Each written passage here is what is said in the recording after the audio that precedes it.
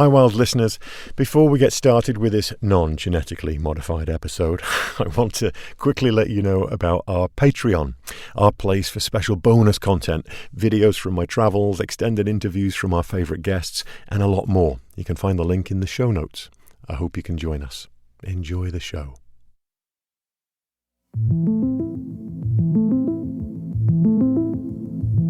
De-extinction. You probably saw the headlines, big splashy statements about bringing an ancient wolf species back from the dead. 13,000 years after the last dire wolf walked the earth, scientists say they've now brought them back. That animal looks like a dire wolf, it will behave like a dire wolf, and it is a dire wolf. The dire wolf, huge stocky canids from the last Ice Age and Game of Thrones, of course. Massive jaws, sharp teeth, ancestors of the grey wolf, brought back from extinction using genetic modification. Now, 7 months old, dire wolves Romulus and Remus eating well and getting bigger every day. Could it be a real-life Jurassic Park? Are dire wolves really back from the dead? Yeah, they're not back. They're really, really not back.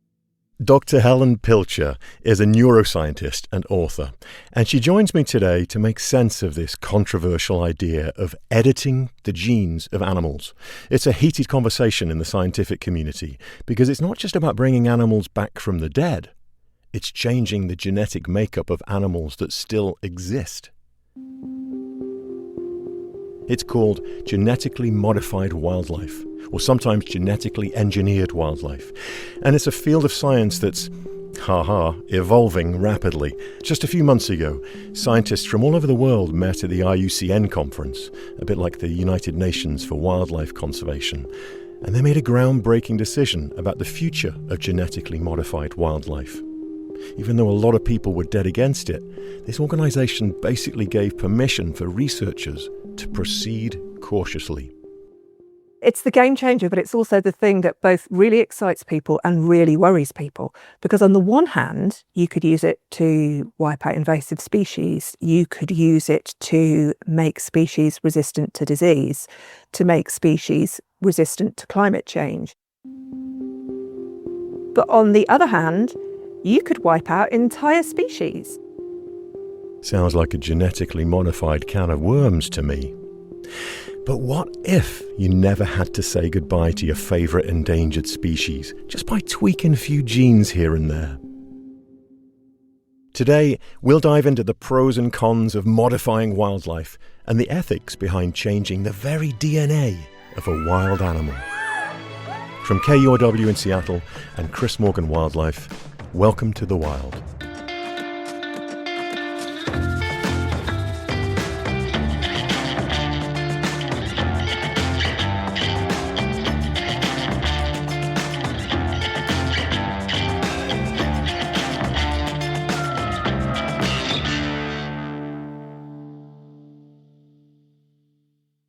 Dr. Helen Pilcher is an author, science communicator, and an expert on genetically modified wildlife.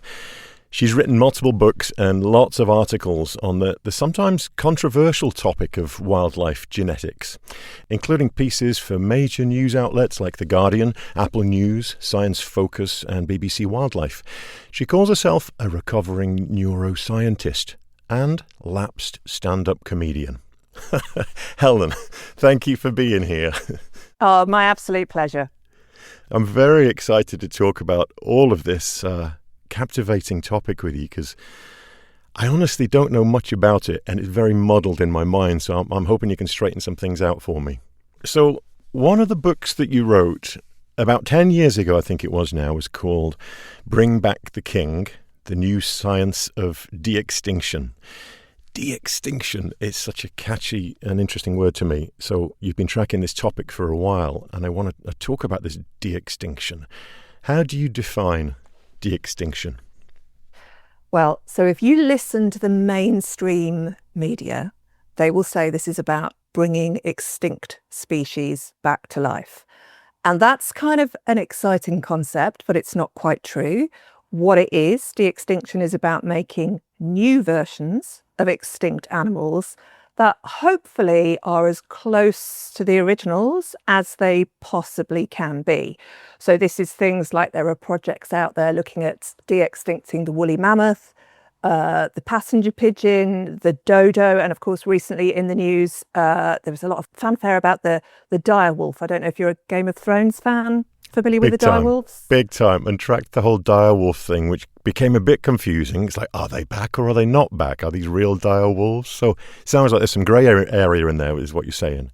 Yeah, they're not back. They're really, really not back. Let me tell you what happened. So basically, there is a company in the States who you may have heard of called Colossal Biosciences. And they're a company looking into de-extinction and generally using genetic techniques for conservation. So they're a really, really interesting company. But a lot of their fanfare and publicity surrounds their de-extinction projects. So the dire wolf is one of these. And last year, they announced with many social media clips and catchy videos that they had de-extincted the dire wolf. Now, this is kind of interesting because if I explain what they actually did, then you can work out if, you know, what you think. So basically what they did, and this gets to the heart of what GM is, what genetic modification is. So what they did is they took cells from grey wolves, which are related to dire wolves. So grey wolves are the animals that we have alive with us today. And they edited the DNA inside some of those cells to make them more dire wolf-like. So when we talk about editing DNA, we're talking about using these really sort of precise techniques to make changes in precise genes. So genes are the bits of our DNA that code for really meaningful things. So in this case, they altered the DNA inside some genes that coded for coat colour. So these wolves are white. They changed genes to do with musculature and size. So these beasts are going to be really, really big. And they made these edits inside a single cell that came from a grey wolf. And they used that cell to create an embryo, which they then nurtured inside a surrogate dog. There's a red flag for me right there. And then the dog gave birth to these genetically modified grey wolves. Now, the reason why I'm choosing my words really, really carefully and calling them genetically modified wolves and not dire wolves is because that's exactly what they are. Meaning they are genetically modified grey wolves. That's exactly what they are. Nothing really close to dire wolves. There's a little bit of dire wolf in them, but they're really grey wolves. Yeah, so superficially, they look the same. They created 3 individuals, 2 males, 1 female, and superficially, they look a bit dire wolf-y. Only the problem is we don't really know what dire wolves looked like because a lot of the dire wolf remains that we've got come from tar pits and they're very discoloured. And some of the DNA analysis we've done suggests that they didn't actually have white fur. They had like more agouti fur or brown fur. And we don't really know how similar or different they are in terms of their behaviour because nobody was around to study the dire wolf behaviour when this thing was alive. They're certainly not the same at the genetic level, which if you want to consider them the same thing, they would absolutely have to be. And to give you an idea of that, they made 20 changes in 14 genes. But we're talking an animal that would have had ballpark 40,000 genes. And some of that kind of would have been quite similar to the grey wolf. But they've skimmed the surface. And I think that my problem with this is it's certainly not a dire wolf. And if you look at all the people that kind of have a scientific background, we're all in agreement, not a dire wolf. What it feels like to me is a publicity stunt. And my concern is that there are some really interesting de-extinction projects out there and that this is a bit of a red herring. We're missing the point of something a bit more genuine and something a bit more deep and something a bit more relevant to wildlife and conservation that's actually going on.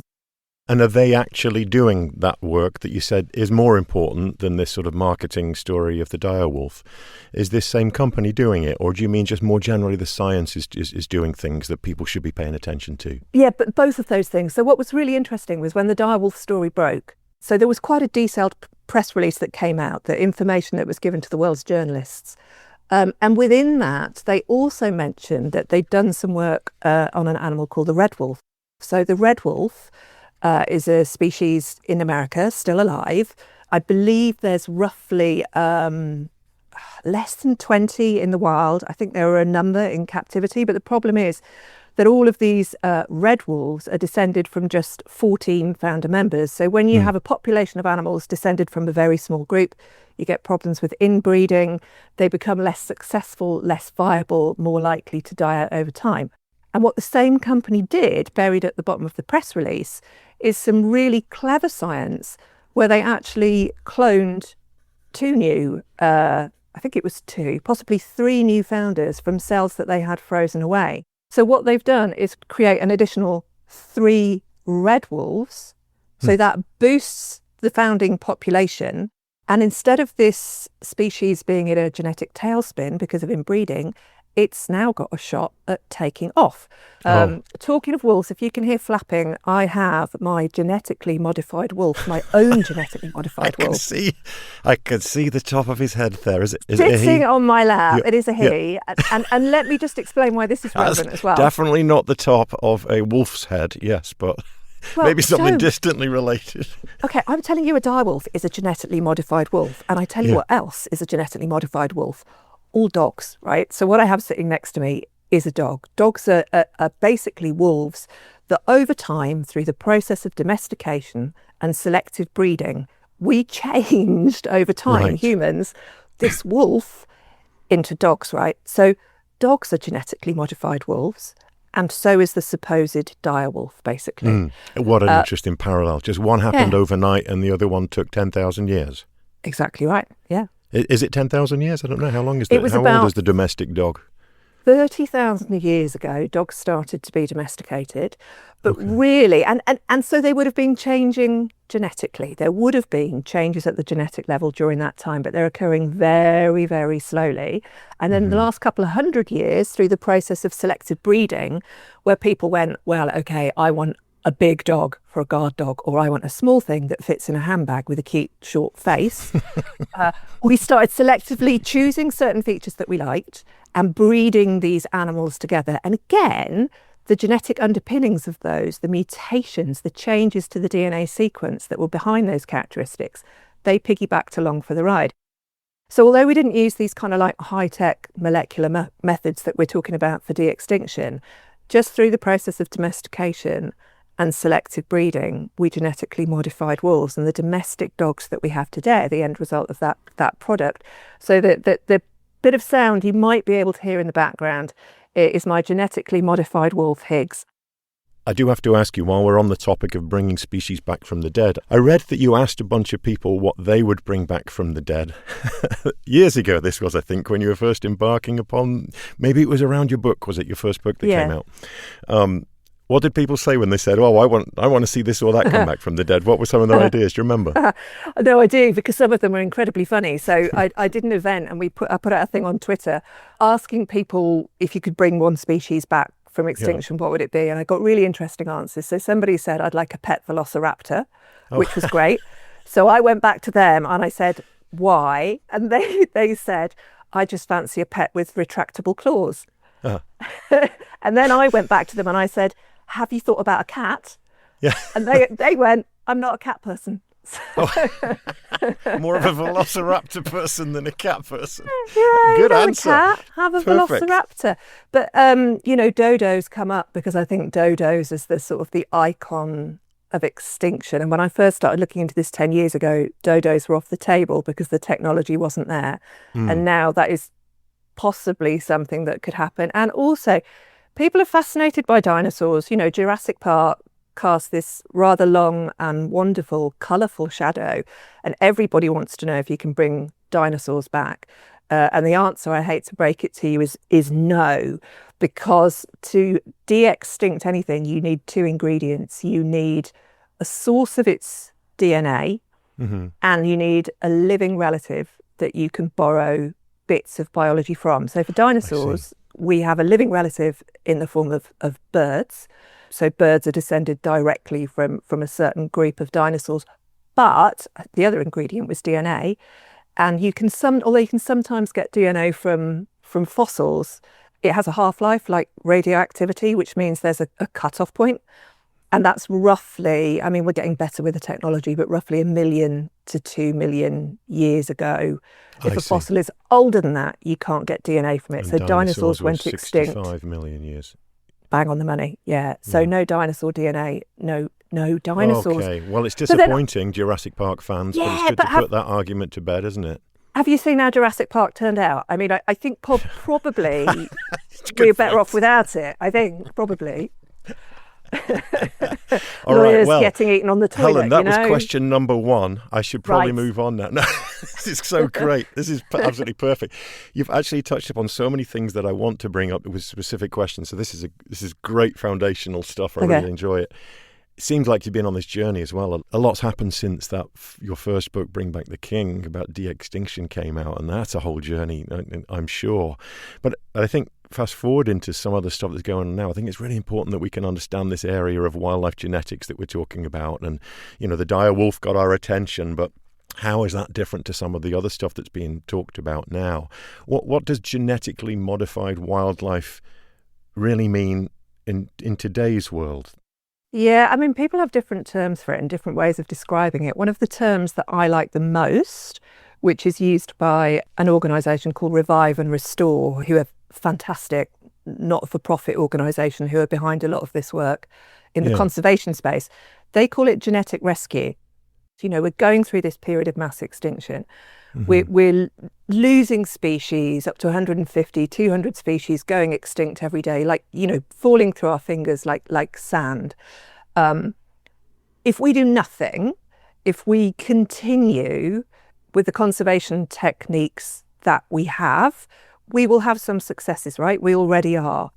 So, traditional strategies like land management or anti-poaching or rewilding, obviously there's a lot of buzz about that.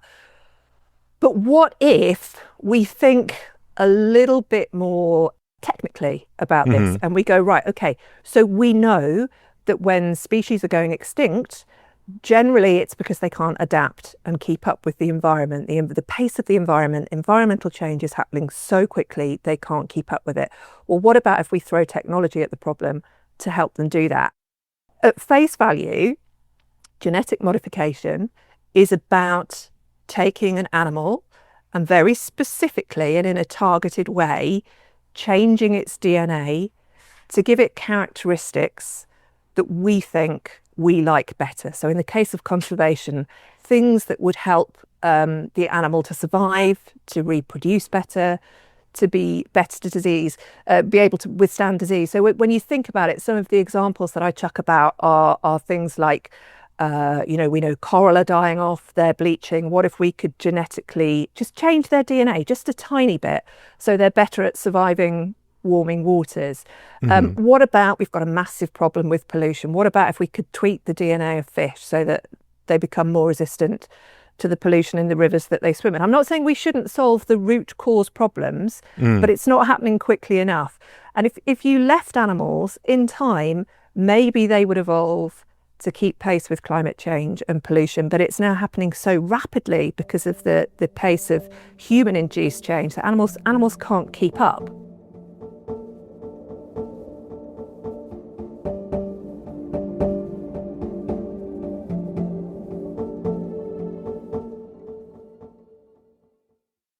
How does it work? Can you just get into a little bit of the mechanics a little bit on how do you edit a gene in the first place?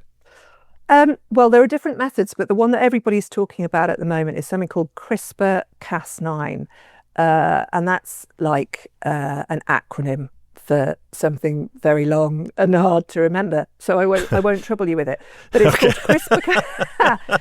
It's called, you can look it up. It's called CRISPR-Cas9. And if you can imagine what it looks like in a laboratory is somebody holding a test tube with like a bit of clear liquid at the bottom and squirting something into it. That's what it looks like. But actually what it is far more sophisticated than that. So this is a technique from molecular biology that lets you go in and if you imagine the genetic code of a grey wolf, and I'm plucking the figure out of the air, but it will be roughly in this ballpark. It will be roughly, what would it be, like 3 billion genetic letters long. So what CRISPR does is it enables the scientists to go in and say, right, where there is that one letter that I want to change amongst 3 billion, say it is the letter A, I can go in and I can change it and make it into one of the other chemical letters that makes up DNA. That particular one, at that particular point, out of 3 billion, I can go in and I can change that one. It's that precise. So you've got the changes inside a single cell in a dish, and then you need to use that cell to kickstart life. So from a single cell, you need to create an embryo, and from that embryo, you create, a living, growing being. And I've been quite vague there because the methods are different if you're talking about fish, if you're talking about birds, if you're talking about mammals, if you're talking about marsupials. But in mammals, they involve things like cloning, which most people have heard of Dolly the sheep. So they've genetically modified certain livestock, for example. People have made cattle that are potentially more heat tolerant. They've made sheep that are woollier or more muscly or more meaty. And that involves a combination of two things. So one is making the genetic edits in the first place using CRISPR, and then cloning or something like cloning to create an animal. So it's happening in the agricultural world before our very eyes all the time, kind of standard procedure, is it? Yeah, it's kind of interesting. The GM thing, making the genetic edits, is kind of at the testing stage now. But cloning is routinely and regularly used in the agricultural business, which I think a lot of people don't realise. Because, so if you're thinking about beef cattle, they can only pump out so much semen in their lifetime. But if you clone that individual, you've got an exhaustive supply, because you can make clones of these like incredibly elite breeding animals. The other place where you see it, and this is really interesting and again not well known, is on the polo field. So in Argentina, in South America, polo is this amazing sport where these incredible athletes go like charging down the field, whacking balls with a mallet off the back of their polo ponies, and they switch polo ponies in different chukkers. So they might get through about, 6 to 12 ponies in a game. When one gets tired, they swap it out and they bring another one on. And so what some of the really elite wealthy players have done is they've cloned their best polo ponies. So in a single game, they will ride the same pony and, different copies of the same pony in the same game. Wow. Now then, coming back then to the CRISPR technology and genetically modified or genetically engineered wildlife, what's happening now with that? Can you give us a couple of examples of that? Because that's different to what you're saying cloning is, right? Am I getting that right? This is where I get muddled. I know it's really, really confusing. So let me see if I can split it into a couple of different areas for you. There are examples where people have used cloning to make populations of wild animals more healthy by basically bringing back dead individuals to life. I'm putting that last bit in inverted commas because it's not quite that, but like for ease of understanding, there's that. Yes. Yeah, they're cells. You're making a clone. So there's that. There's people talking about deliberately, precisely altering the DNA of wild animals to give them a better chance of surviving. And that's very much at the, okay, we need to talk about this stage. And then there is, well, okay, if we alter the DNA of wildlife, how do we get it out there? It's one thing changing the DNA of one wild animal, but suppose if you're thinking, about the honey creepers in Hawaii who are becoming extinct because of avian malaria, it's no good just releasing one wild bird. How do you make all of the birds resistant? So there's a number of different technologies here. We've talked about cloning.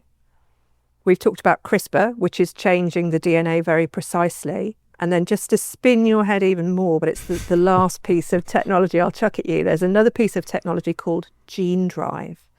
And gene drive is a way, if you alter the DNA of one wild animal, how can you get it so that when that animal breeds, you can try and make as many of the offspring as possible also have that beneficial change? So this isn't about just changing the DNA at the level of a single animal. It's about changing the DNA at the level of entire populations of animals. And I that's think what's the game changer, if it works. And, Right, and is it working, or are we about to find out that this is possible? Where are we in that journey? Yeah, well, it's the game changer, but it's also the thing that both really excites people and really worries people. Because on the one hand, you could use it to wipe out invasive species. You could use it to make species resistant to disease, to make species resistant to climate change. But on the other hand, you could wipe out entire species. You could have unintended consequences for ecosystems. This could create ripples throughout ecosystems that we haven't even thought about yet. So this is something that needs to be thought about really carefully. And the only place that this has happened so far is with mosquitoes.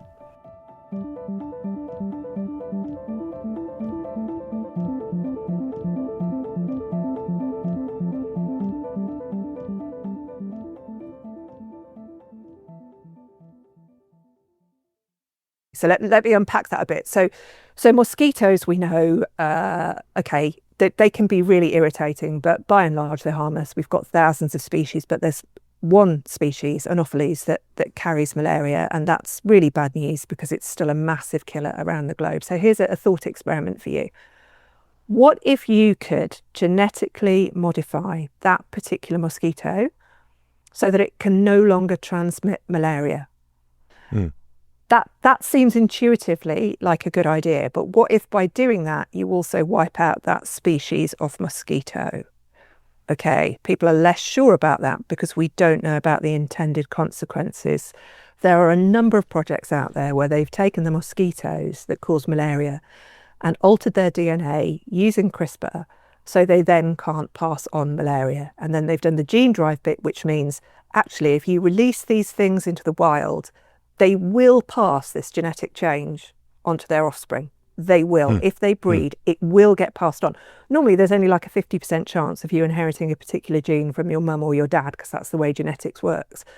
But they have 100% chance of passing on the gene that says, you cannot transmit malaria.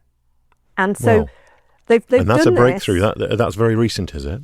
in the last sort of 5 years. And they ran a test where they released, I think it was about 1,000 of these genetically modified mosquitoes into an enclosed environment, so laboratory controlled.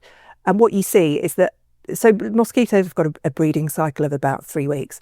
What you see is that very quickly, in I think it was like a couple of months, the whole population crashes because they can't reproduce anymore. So when we talk about this genetically modified wildlife, it's only so far happening in this particular way with mosquitoes, nothing else yet. Well, you could say that this has happened with a direwolf. They've genetically modified grey wolves, right?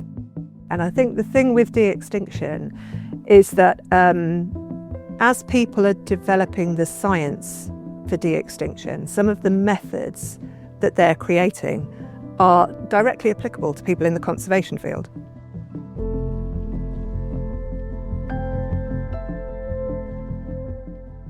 We're going to take a quick break.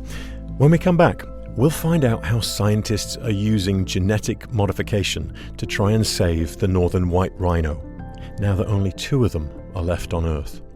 And we'll dig into the unintended consequences of genetically engineering the zebrafish. That's coming up. Or is it zebrafish? Zebrafish? Zebrafish? What an interesting conversation with Helen Pilcher. I look forward to hearing what you think about it. Our patrons have been weighing in on future episode topics, different ideas that they've been sharing with us, and it's so great to hear them. I'd like to give a quick thank you to some of our patrons now. Anna O., Sean L., Peter J., Ilana Sophia, Erica S., and Jessica K. Thanks for your valuable feedback. If you want to join our wonderful Patreon community, you can visit the link in the show notes. Okay, let's get back to my chat with Helen Pilcher. Welcome back. I'm talking with author and science communicator Dr. Helen Pilcher about the controversial field of genetically modified wildlife. We left off talking about how the methods used in de-extinction can be used in the conservation of today's species? So let me tell you about two separate projects, first of all. One is a de-extinction project and one is a conservation project. So there is a de-extinction project ongoing now to de-extinct the woolly mammoth. So woolly mammoths went extinct at the end of the last ice age. Their closest living relative is the Asian elephant. So if you want to bring back the woolly mammoth, you have to work out how to alter DNA in an Asian elephant cell and then use it to create life. So that's one project, okay, to bring back the woolly mammoth. Now, another project, which is conservation, is the northern white rhino. And I'm sure you probably know about the northern white rhino. It's this beautiful animal of which there are only two left. There are two left. They're both females. They're a mother and a daughter. And they're called Nain and Fatu, and they live in a wildlife park in Olpieta in Kenya.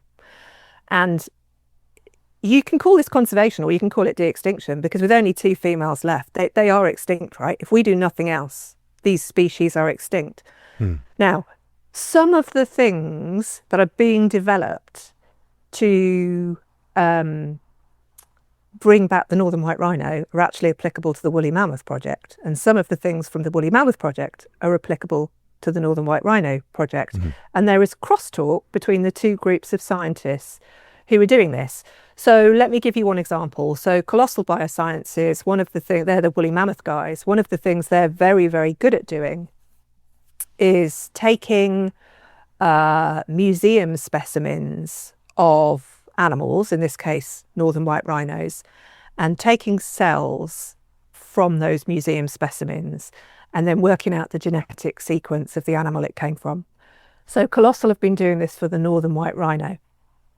And meanwhile, the guys in the northern white rhino project have been creating test tube rhinos, IVF rhinos, using eggs from the last two living females and sperm frozen away from the last males before they died. Sorry, I know this is a lot to take. It's fascinating. I'm in. Right. So there are about, this is in Germany, the scientists are in Germany who are doing, well, actually they're collaborating with a bigger group, but the guy who's sort of behind this project, he's an amazing scientist. He's a vet called Thomas Hildebrandt, and he's the one who's orchestrating this whole northern white rhino project. They have about 30 test tube rhinos, all frozen away, ready to be implanted in a surrogate rhino and boost the northern white rhino population. But how do you implant a test tube rhino back into a surrogate rhino? It's never been done before, right? So how do you work out how to do that? Well, you go to the elephant people, and the elephant people are working on the woolly mammoth project, and they've got an idea about how to do this. So you can borrow some of that technology. And then in the meantime, right, when they do this, when you then implant them back into a surrogate rhino species and you create new northern white rhinos, because this is the goal, you can boost this population. Hopefully there will be new northern white rhinos, males and females, before the last two females die.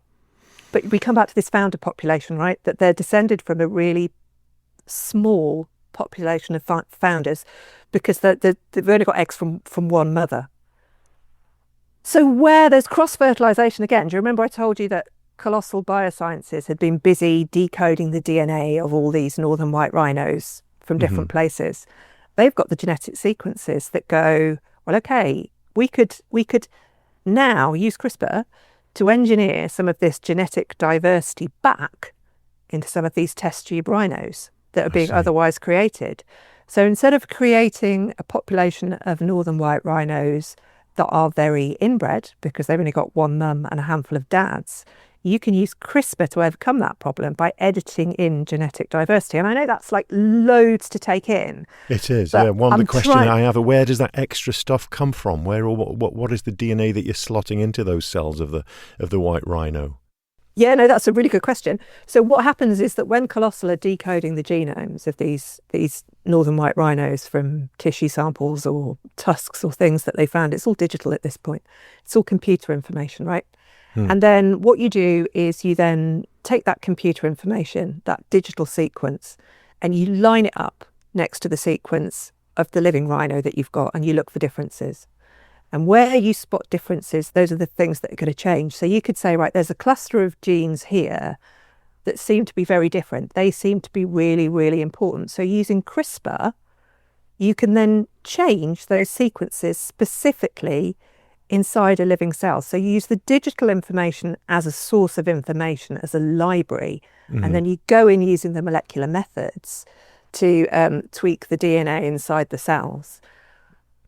Have I completely made your head explode? I'm so in. No, I love it's no. This is exactly what I was hoping to try and understand. Yeah, it seems like there's two camps that you're describing that are sort of learning from de-extinction in a way that can be applied to what you're calling conservation, meaning helping species that are still alive and need our help desperately. And there's a lot of squishy stuff in the middle that they can all sort of collaborate and learn from each other on. Right? I mean, that's exactly that accurate? it. Yeah. It does help to understand that. It's like bringing back the direwolf is actually very useful for making sure that white rhinos don't go extinct. All of this technology, all information about how to do this is useful information that might find a use somewhere. And I do believe that even if I think some of the de-extinction projects are a bit questionable, I do think the knowledge that comes out of it, so long as it's publicly accessible and shared through peer-reviewed science, which they're not very good at doing, it potentially could be really, really helpful.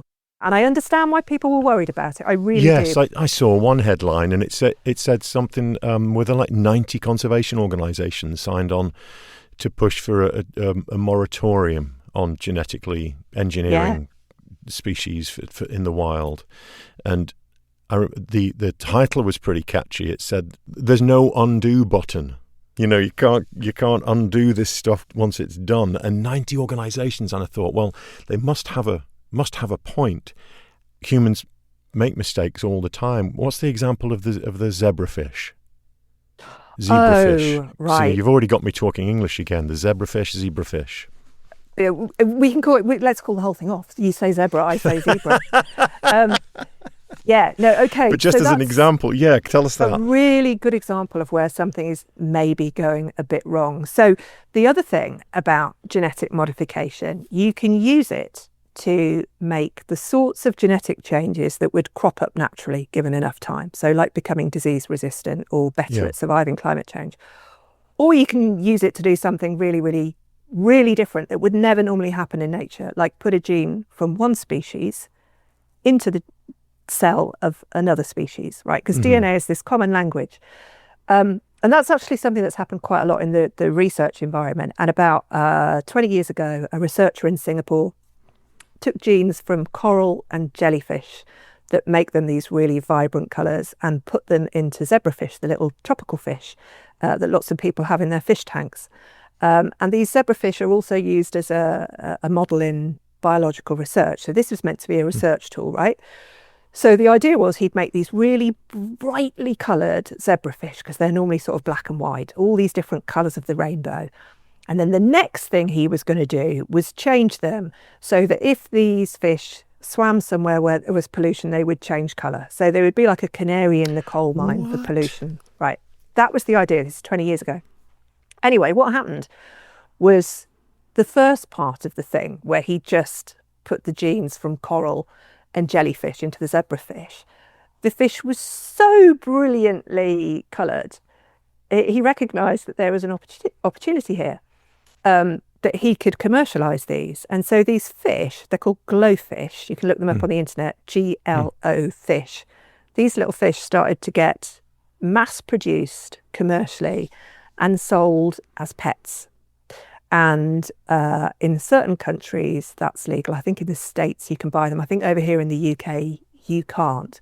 So all well and good. People have got really fancy, jazzy, tropical fish in their tanks. But there was a place in Brazil where these fish were being bred in a manufacturing facility to supply the pet trade, and some got out. And they got into there's lots of sort of ponds in this area, and the ponds feed into streams, and the streams feed into rivers. And the Atlantic forest, which is this spectacular forest that covers a vast area of Brazil, like a mini Amazon, if you like, the fish swam their way in there Wow. And as of the last I heard, 2022, they're called transgenic fish, which means they have the genes from different species. There were some of these fish swimming in the streams of the Amazon. So you've got normal zebrafish there, I believe, Yeah. and then you've got the brightly coloured ones. So where this has got people really worried is, well, what does that mean? This is basically an invasive species now. That is Right. also... Because it's so different from its original, yeah. Right. So on the one hand, maybe it dies out. Maybe it's so bright and obvious, predators see that and they eat it and it disappears. But on the other hand, we know these fish breed slightly more quickly than the traditional zebrafish. And we know they're feeding and they're surviving and they're breeding.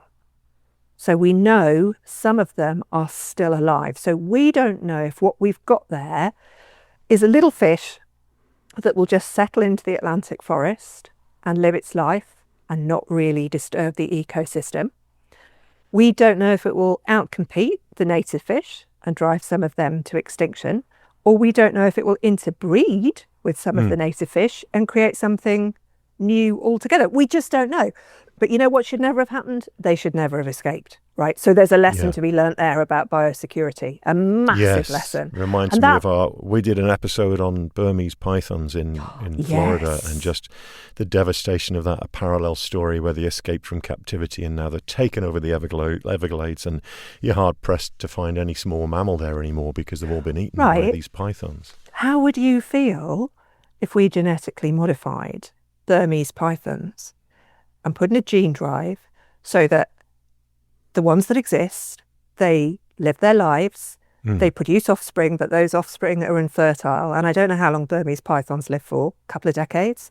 But basically, these things just die out. They just disappear and cease to be a problem. How would you feel about that? I that sounds like a good idea to me, and I'm surprised that I'm saying it. But in those circumstances, I think it would be justified, right? Because you'd be saving entire ecosystems and so many other species just by quietly disappearing the Burmese python. I mean, right now they're killing them. They're putting a gun to the head of these snakes. So it almost seems like a fairer, more pleasant way to get rid of them slowly, genetically, and making them unable to breed. That's what would happen, is it?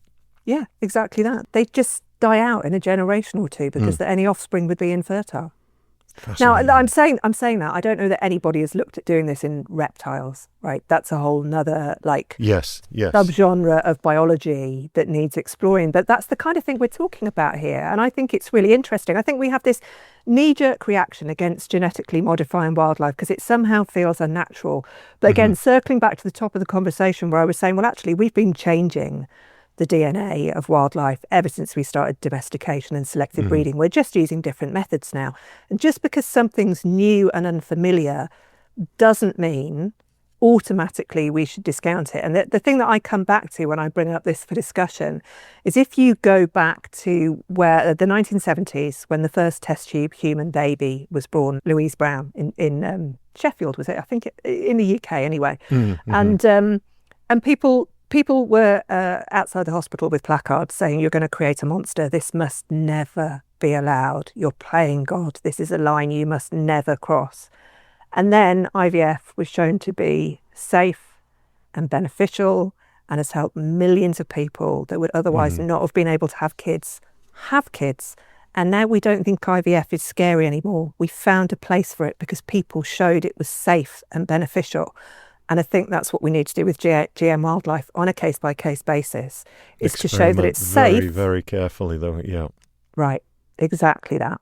Are there current laws around genetically modified wildlife in the States or UK or European Union that you know about? Do they exist yet, or is it too early to have laws around this stuff? Yeah, it's a very, very grey area. So at the moment in the US, it's the FDA who are in charge of regulating genetically modified organisms, and GM wildlife falls under that banner because there isn't anything else in its part. So a lot of the regulatory framework that we have around this comes from human medical research and from agriculture and food. So it's not really fit for purpose. This is new technology, and it leads a new regulatory framework.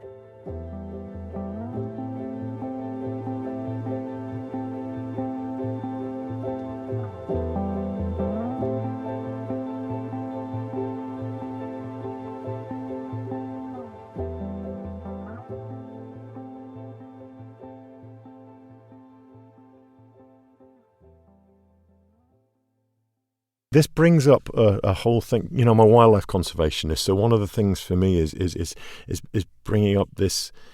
Is there a divide? Is there a choice between putting money and time into conservation in the wild, like stopping habitat loss and other ways of keeping species alive right now and resilient, versus relying on some of these sort of technological fixes in the lab? Is it dangerous? Because people might start getting complacent, thinking, oh, you know, who cares? We can lose a species or habitat and just bring them back with help from this technology. Is it dangerous? Is there that divide? Two things to consider there. Well, first of all, you hint at the sort of how this works financially. And the first thing I would say is that currently, at present, you are not seeing money being stolen from the big conservation charities to put towards this kind of technology development. That's not happening. So, you know, the World Wildlife Fund is still doing what it does. And where you see things like De-extinction, the company like Colossal, that's basically funded through philanthropy. And the amazing guy doing the work on the northern white rhino, this is through very meagre grants from the German government. So we're not seeing the two forces competing with each other financially. And then the argument that you bring about how we're on a dangerous slippery slope, because if it becomes easy to bring back extinct species or save ones that are on the way out, it becomes, you know, easier to let them go, that we're on this slippery slope. The thing that I would say is none of this is easy. This will not be an easy thing to do. So I don't think that argument works. And the other thing is you could see it going the other way. Instead of making us care less about the natural world and finding it easier to let species go, maybe this could be like our moonshot moment, putting a man on the moon. Maybe when we start to do these amazing things with technology, we motivate people and they go, wow, isn't science absolutely brilliant? Isn't the way it interacts with the natural world brilliant? We can do this. If we chuck all of these techniques in together, we can actually pull this mass extinction back from the brink. It could go one way, it could go the other, it could sit somewhere in the middle. But I don't think any of these arguments are black and white. And wherever there is an argument, there's always a counter-argument. Very nice. I would love to see that, you know, where people rally because they can see the possibilities as opposed to throw their hands up and say, oh, no, we're all screwed, there's nothing can be done. I suppose giving people the chance to feel like there is something that can be done, even if it's highly technological and very, in some ways, artificial, because we're playing this role as humans. Maybe it could be a good thing. There is this ethical line, isn't there, I think, between helping wildlife and playing God. And it's almost like, why are scientists taking all these risks and presenting us with such a complex ethical dilemma? Why is it all worth it? Why is it all? Well, let me just address the point about playing God. I think people don't like...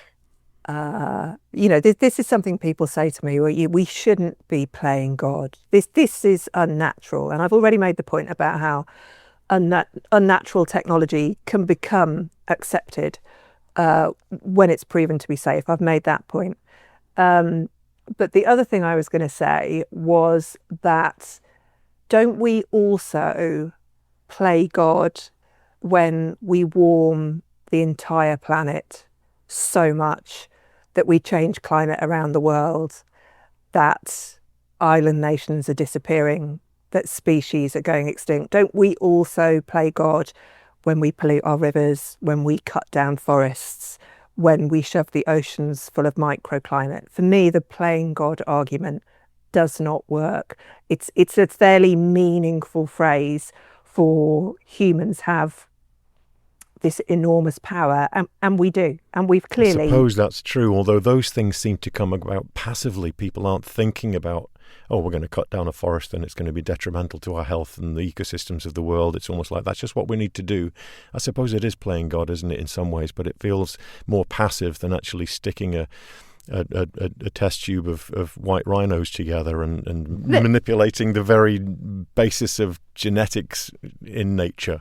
Well, it shouldn't be. It shouldn't be like that. We should be thinking like this. You know, we must be aware that our individual actions, contribute to a bigger collective pool of actions that are altering the planet. We can't forget this. And I think this is something that the next generation are far more on than we are, that feel far more like peeved at the world that they're inheriting because we've screwed this one up so badly. Very true. So I think we are playing God, and you can, it's been applied to this sort of deliberate modification of cells and DNA, but I see no reason why we can't apply the same term to this wider level global change. And what was the second point that you were asking me?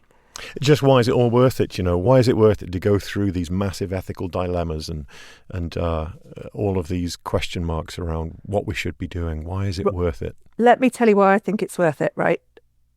So there are 2 northern white rhinos left. There are ballpark, I haven't got the figures in front of me, 20,000 southern white rhinos left, 40 Javan rhinos, a couple of other species.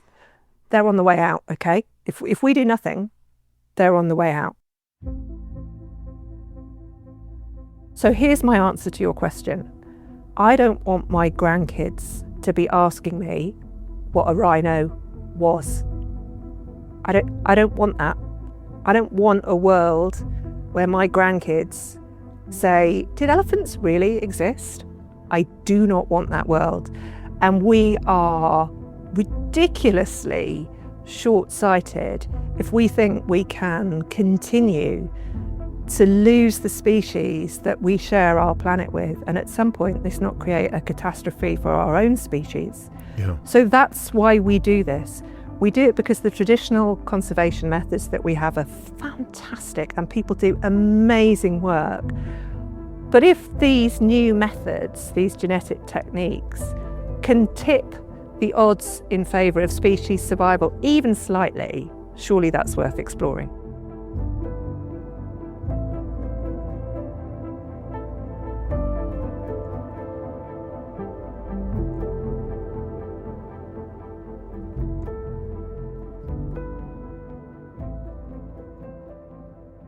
Well, thank you for everything that you're doing to bring all of this to light. And I just love the way that you sort of explain what is going on. And I don't know, you're presenting all sides of it in a very compelling way. And it's great to have it in people's minds, this topic. So thank you for being here as well, Helen. I've really enjoyed my conversation with you. I really appreciate it. Well, I have too. And thank you so much for having me. It's been a real pleasure.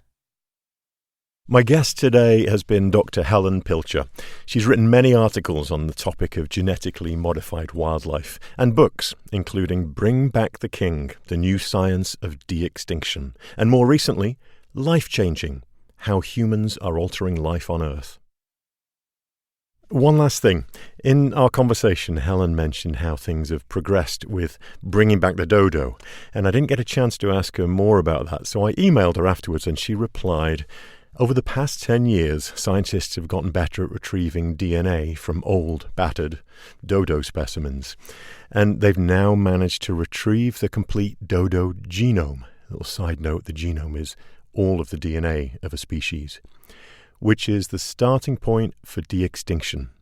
Thanks, Helen. Wow. So it's not happening tomorrow, but researchers are working on it. I can't wait to see what evolves.